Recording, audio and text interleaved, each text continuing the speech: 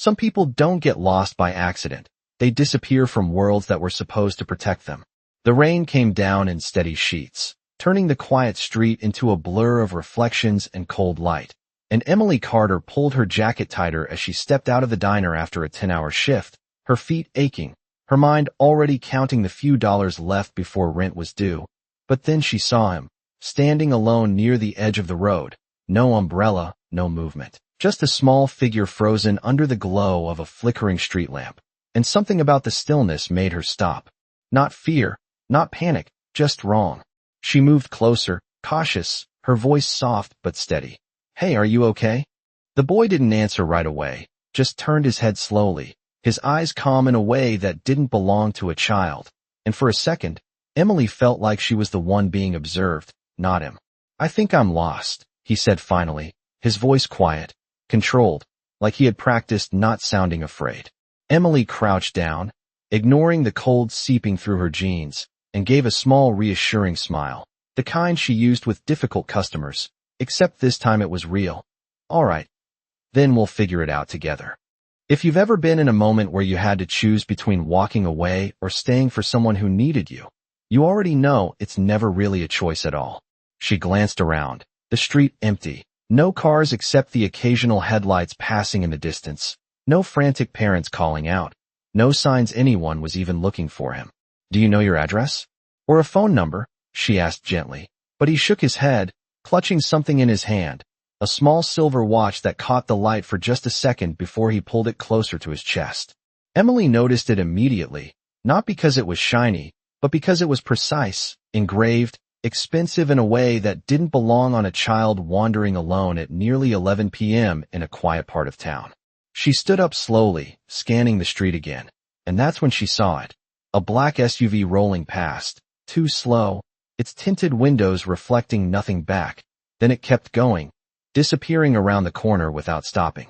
A strange feeling settled in her chest, not fear exactly, but awareness, like the moment before something reveals itself. She looked back at the boy, who hadn't moved, hadn't asked for help, hadn't cried, just stood there like he was waiting for something to happen. "Are you cold?" she asked, already slipping off her only dry jacket before he could answer, draping it gently over his shoulders. He hesitated for half a second, then accepted it without a word, and somehow that felt more important than anything else. The rain softened for a moment, the city quieter than usual, and Emily realized she had just made a decision without thinking about it. She wasn't leaving him, not tonight, not like this. "We'll stay right here," she said softly, more to herself than to him, as distant headlights flickered again at the end of the street, and somewhere in that silence, something bigger than either of them was already moving closer. Emily stayed standing for a moment, listening to the rhythm of the rain as it softened into a quiet drizzle, the kind that made everything feel slower, heavier, like time itself had decided to wait.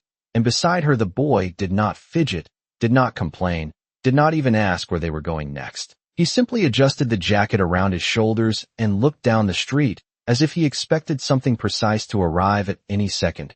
"What is your name?" she asked gently, keeping her voice low, not wanting to break whatever fragile calm had settled between them. "Oliver," he replied, just that. No last name, no hesitation, and Emily nodded as if that was enough. Because sometimes it was, sometimes a name was all a person could offer in a moment like this. She guided him under the narrow awning of a closed storefront, where the dim yellow light flickered overhead, casting soft shadows across the wet pavement, and she crouched again, trying to meet him at eye level without making it feel like an interrogation. "Oliver, do you remember where you came from tonight?" she asked, and for the first time his expression shifted, not into fear, but into something more complicated. Like he was choosing his answer carefully. "From the car," he said, then paused, "but I got out."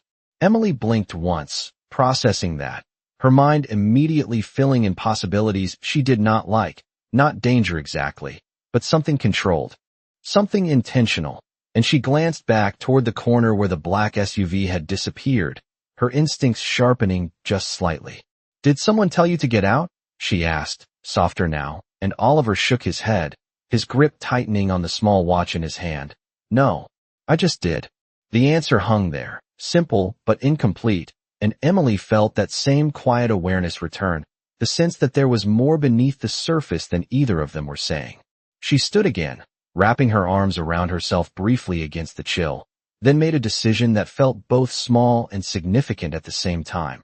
All right, Oliver, we're going to stay right here where it is safe and visible, and if someone is looking for you, they will find us, she said, her tone steady, certain, the way people spoke when they needed others to believe everything was under control, even when it was not entirely true.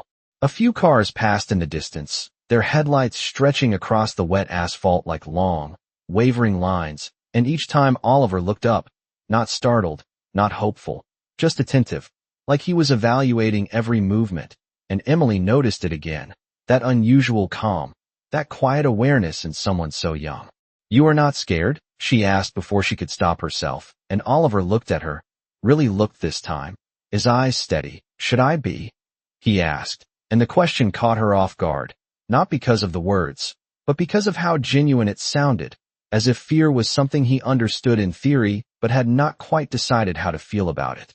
Emily exhaled slowly, a faint smile touching her lips despite the tension in her chest. No, she said softly. You are okay. But even as she said it, her eyes drifted back down the street, where, far in the distance, a faint glow of multiple headlights began to appear, too many to be random, too organized to be coincidence, and the quiet night that had felt still just moments ago now carried a subtle shift, like something important had finally decided to arrive. The lights grew brighter, multiplying across the wet street like a silent signal that something far larger than this quiet moment was unfolding, and Emily felt it before she fully understood it, that shift in the air, the kind that does not belong to ordinary nights or ordinary people. But Oliver did not move. He simply watched, his small hand still wrapped around the silver watch as if it mattered more than anything else he owned. And Emily realized then that this was not the first time he had been told to stay calm, not the first time he had waited without asking questions. Oliver, she said gently, drawing his attention back to her, where is your family? He hesitated, not because he did not know, but because he seemed to be choosing how much to say. And that alone told her more than any answer could. They are busy, he replied finally, his voice quiet but certain, and Emily almost smiled at that, not because it was funny, but because it sounded like something a child repeats after hearing it too many times, a phrase handed down instead of an explanation. She leaned back slightly against the cold brick wall behind her, studying him more carefully now, not just as a lost child, but as someone shaped by a world she could not yet see. Busy does not mean they stop looking for you, she said softly, more to reassure him than herself. But Oliver did not respond right away, his gaze drifting again toward the approaching lights, and for a moment, Emily wondered if he believed that. The sound of engines grew clearer, controlled, not rushed but precise, like every movement had already been planned, and Emily felt a subtle tension settle in her shoulders, not fear, just awareness. The kind she had learned over years of working late shifts, reading people, sensing when something was off before it ever became obvious. She had always trusted that instinct, the quiet voice that told her when to step in and when to stay silent, and tonight it had brought her here, standing under a dim light with a child who did not seem afraid of being alone. Can I see that? She asked gently, nodding toward the watch in his hand, and Oliver looked down at it for a second before handing it over without hesitation. Another small detail that felt important, trust given without question. Emily turned it slightly, the metal catching the light, and there it was, an engraving so fine it was almost invisible unless you were looking for it, a symbol she recognized, not from experience, but from passing glimpses on television screens mounted above the bar at work, financial news, interviews, the kind of people whose names carried weight even in rooms they had never entered.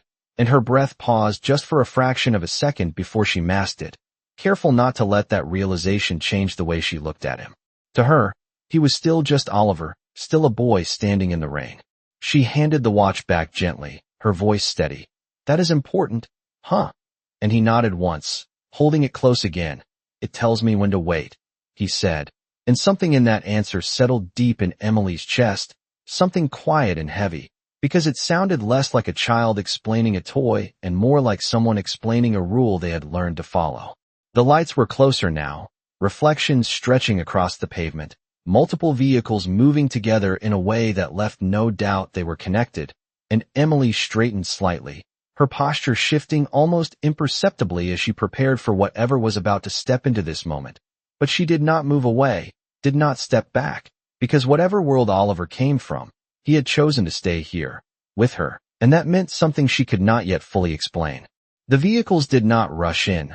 They arrived with control, headlights cutting clean lines across the rain-slick street as one after another slowed to a precise stop, engines idling in quiet coordination, and Emily felt it instantly. This was not chaos. This was organization, the kind built on power and expectation.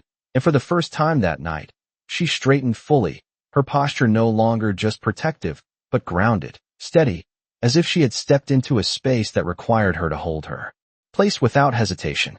Doors opened almost at the same time, not slammed, not frantic, just deliberate, and several men stepped out, dressed in dark coats, their eyes scanning the street with sharp, practiced movements, not aggressive, but alert, like they were trained to notice everything at once. And for a brief second, their attention landed on Emily, standing there with a child who clearly did not belong to her world, and she felt that look, the silent question behind it. Who are you and why are you here? Emily did not step back. She did not explain. She simply placed a gentle hand on Oliver's shoulder, not possessive, not defensive, just present, a quiet signal that he was not alone. One of the men moved forward slightly, stopping just a few feet away, his voice calm but controlled. Sir, he said softly, not to Emily, but to the child, and that single word shifted everything, because it was not how people spoke to children, not unless those children were something more. Emily's eyes flickered to Oliver, and for the first time, she saw it clearly, not just the calm, not just the awareness, but the weight of expectation resting on someone far too young to carry it. Oliver did not move immediately. He looked up at her instead, as if checking something unspoken, and Emily felt that moment land between them, small but undeniable, a choice being made in silence, and she gave the slightest nod, nothing dramatic, just enough to say you are safe, whatever happens next. Only then did Oliver turn his attention back to the man, his posture straightening just a little, the way people do when they remember who they are supposed to be.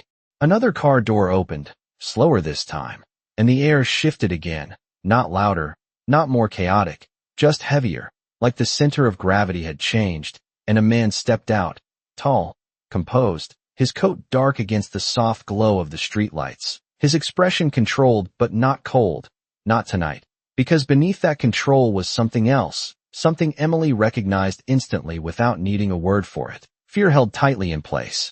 He walked forward with measured steps, not rushing, but not wasting a second either, his eyes locked on Oliver, not on the men, not on the street, only on the child.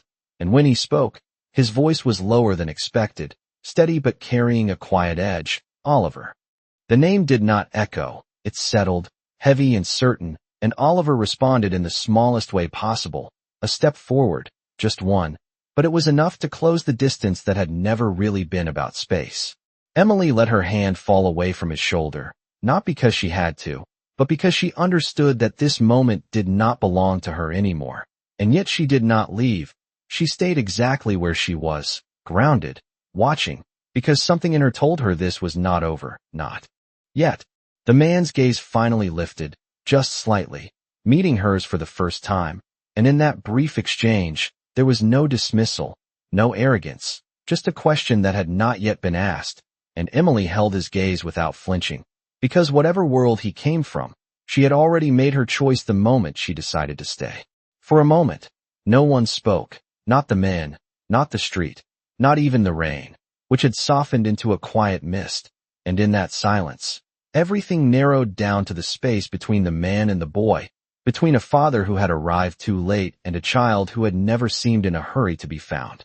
The man stepped closer, his movements controlled but carrying a weight that could not be hidden, and when he reached Oliver, he did not immediately pull him into an embrace. He stopped just inches away, as if confirming something real, something fragile, before letting it exist fully. "Are you hurt?" he asked, his voice lower now, almost careful, and Oliver shook his head once, simple, steady, as if the question had already been answered long before it was asked. Only then did the man exhale, a breath he had been holding for longer than he would ever admit, and he placed a hand gently on Oliver's shoulder, not to control, not to command, but to feel that he was there. The men behind him relaxed just slightly, the tension shifting from urgency to quiet relief. But Emily noticed something else, something subtle, the way none of them stepped too close, the way they waited, as if even they understood that this moment belonged to something more than authority. The man's eyes lifted again, returning to Emily, and this time the question was spoken, direct but not cold. You stayed with him.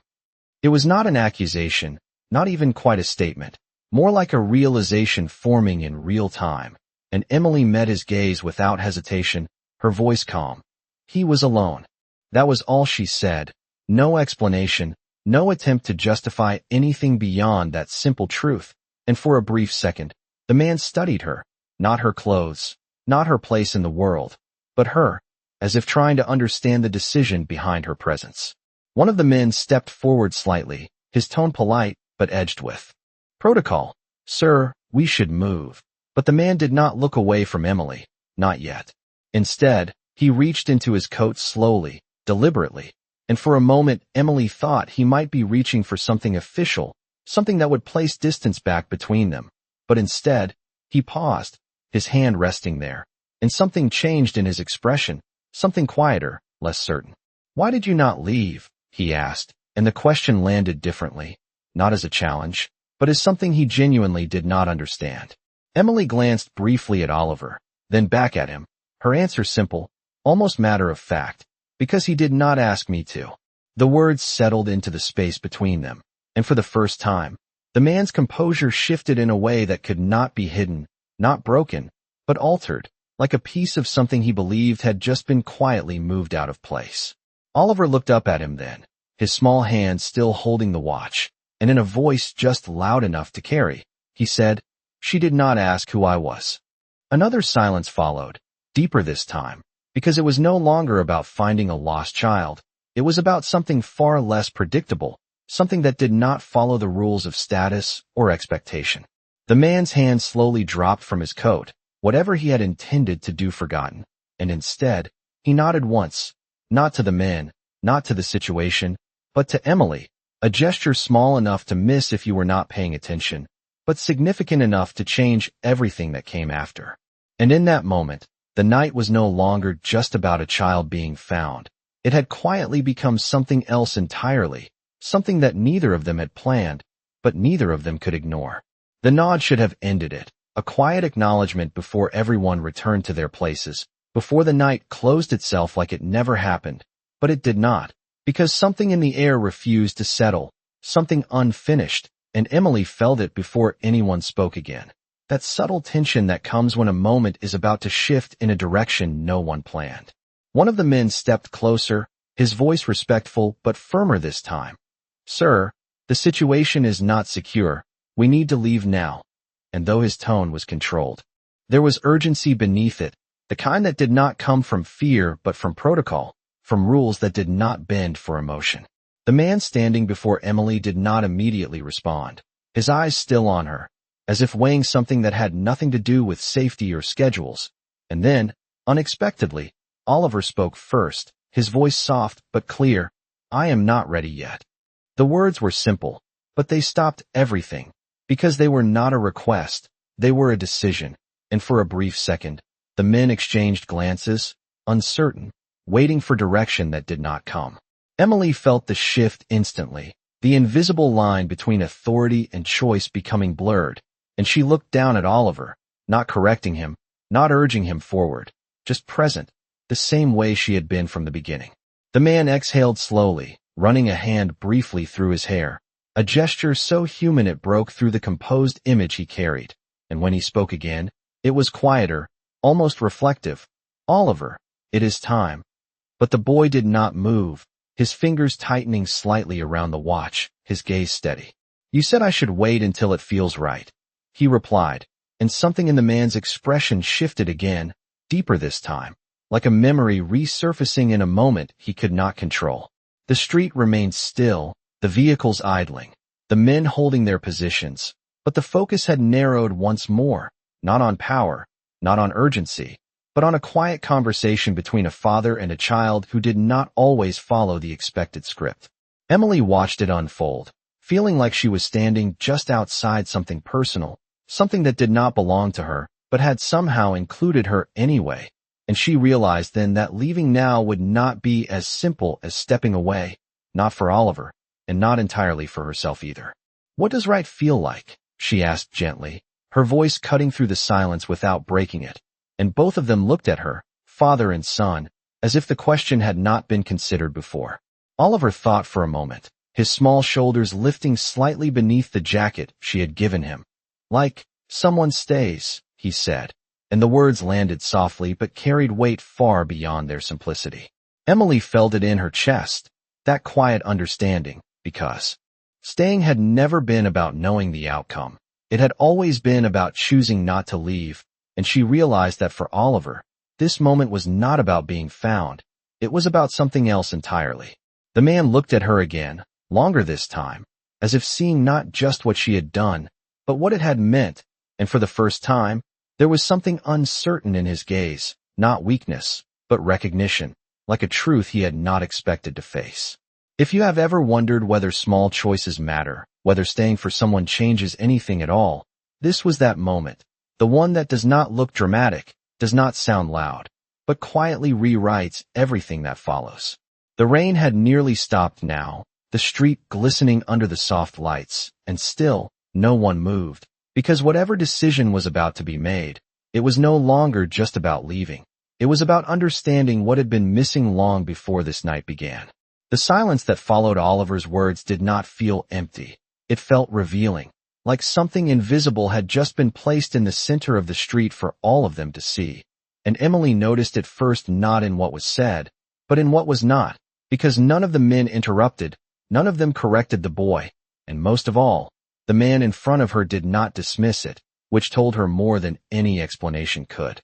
His gaze shifted briefly to the watch in Oliver's hand, then back to Emily, and for the first time there was something behind his composure that looked almost like hesitation, not uncertainty and authority, but in something deeper, something personal.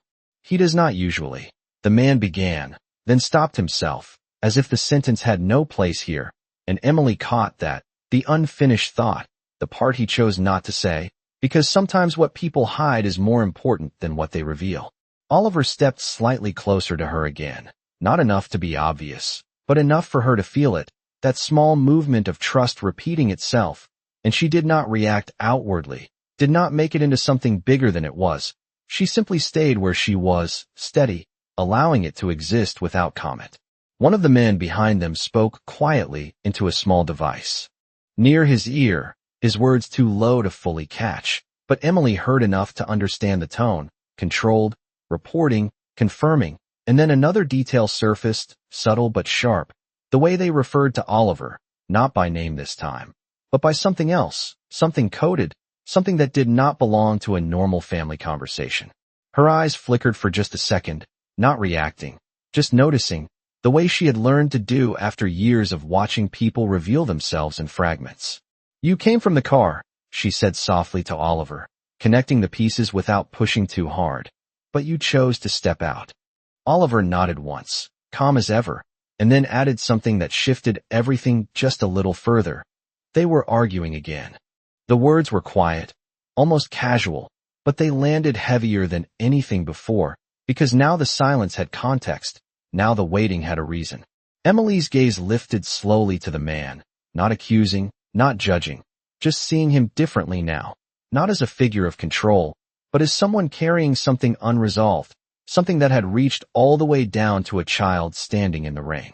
The man did not look away this time, but his expression changed, subtly, the kind of change that only happens when someone realizes they have been understood without asking to be. "It was not supposed to happen like this," he said, more to himself than to anyone else. And Emily believed him, not because of his words, but because of the way he said them, like someone who had planned everything except the part that mattered most. Oliver looked up at him, his voice softer now, almost thoughtful. "You always say that." Another quiet shift, another piece falling into place, And Emily felt it clearly now. This was not just a moment of being lost and found. This was something that had been building long before tonight, something that did not start on this street and would not end here either. If you were listening closely, you might already be asking the same question Emily was beginning to form. Not who these people were, but what kind of world teaches a child to wait instead of call for help? And what kind of silence grows so loud that stepping out into the rain feels like the only answer? The man's hand tightened briefly at his side before relaxing again, and when he spoke next, his voice carried a weight that had nothing to do with authority. "Oliver, we need to talk." But the boy did not move. Not yet, because whatever this night had become, it had revealed something neither of them could simply walk away from. And Emily stood there, quietly realizing that she had not just witnessed a moment. She had stepped into the middle of a truth that was only beginning to surface. The words lingered in the air, not loud, not dramatic, but heavy enough to shift everything that had been quietly building beneath the surface. And Emily felt it settle in her chest before she fully understood it. This was not just a child who wandered off. This was a child who had chosen to step away from something he could not name out loud. The man took a slow step closer, his voice measured, but no longer distant. "Oliver, look at me." And this time, there was no authority in it. Only something softer, something that did not belong to boardrooms or decisions, but to moments that could not be controlled. Oliver hesitated, just for a second, then lifted his gaze, and what passed between them was not something Emily could hear, but she could see it, the familiarity, the distance, the unspoken understanding that had been there long before tonight.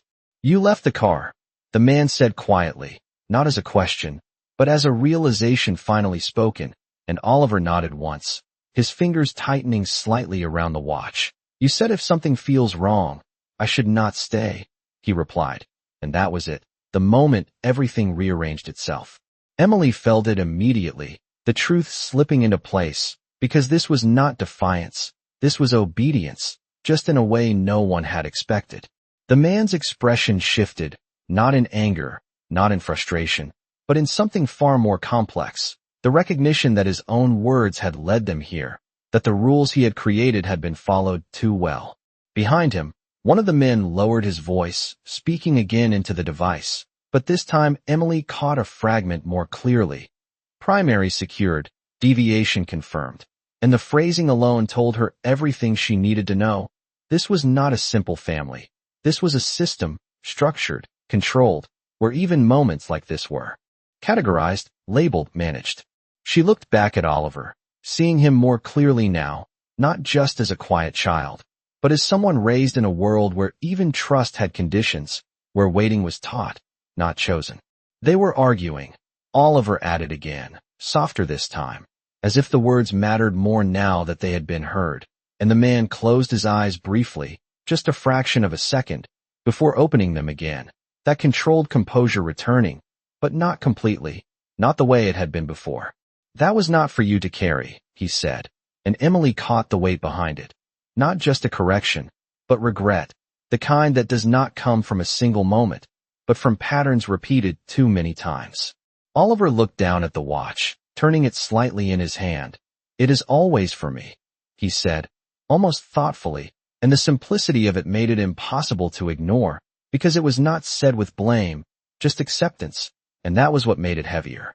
Emily felt something shift inside her, not anger, not judgment, just clarity, the kind that comes when you realize that what looks like control from the outside can feel like pressure from the inside. The man looked at her again, but this time there was no question, no assessment, just acknowledgement, as if he understood that she had seen something he could no longer hide. If you are listening closely, this is the moment where the story changes, not because something dramatic happened, but because the truth finally stepped into the light, and it was quieter than anyone expected. The rain had stopped completely now, leaving the street reflective, still, and in that stillness, the man took a breath that seemed to ground him in a way nothing else had that night. "We are going to fix this," he said, but the words sounded less like a promise and more like a realization, as if for the first time, he understood what needed to change. Oliver did not respond immediately, and neither did Emily, because some truths do not need answers right away, they just need to be seen, fully, without turning away.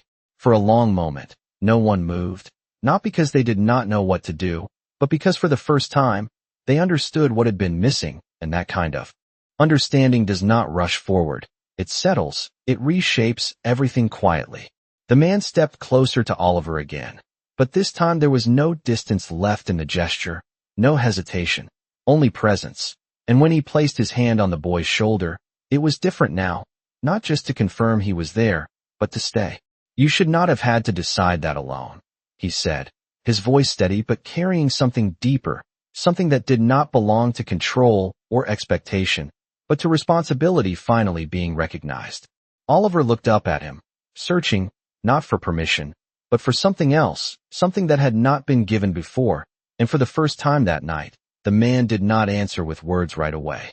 Instead, he did something smaller, something quieter. He knelt down, bringing himself to the boy's level, removing the distance that had always existed between them, and in that single movement, something shifted more than any explanation could have.